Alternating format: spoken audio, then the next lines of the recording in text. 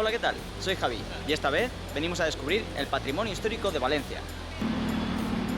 La capital de la Comunidad Valenciana guarda uno de los cascos históricos más grandes de toda España.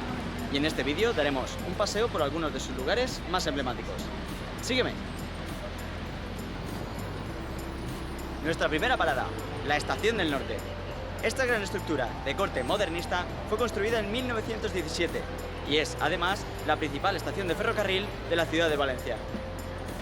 No tenemos que caminar mucho para encontrar la plaza del Ayuntamiento. Aquí se llevan a cabo eventos de todo tipo, como las famosas mascletas.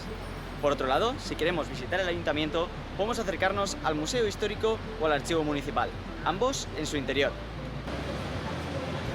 Uno de los edificios más representativos del barroco nacional es este, el Palacio del Marqués de Dos Aguas. Construido en el siglo XV y con una espectacular fachada, es una estructura que merece la pena visitar y que además acoge en su interior el Museo Nacional de Cerámica y de Artes Suntuarias. La Plaza Redonda, una encantadora plaza construida en el siglo XIX por Salvador Escrivá, en la que el ocio y el comercio siempre están presentes, sobre todo los domingos. El Mercado Central.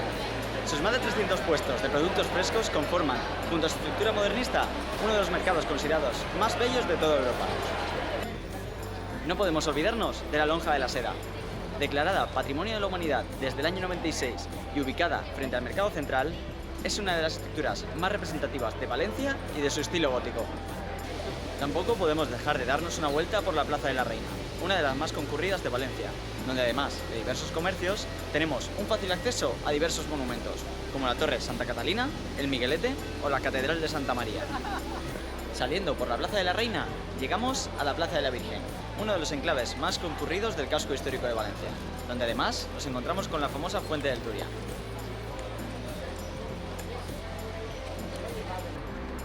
Y finalmente, las Torres de Serranos, consideradas la entrada principal de la ciudad y parte de la antigua muralla medieval. No me queda mucho tiempo, pero ¿por qué no te veo a la próxima?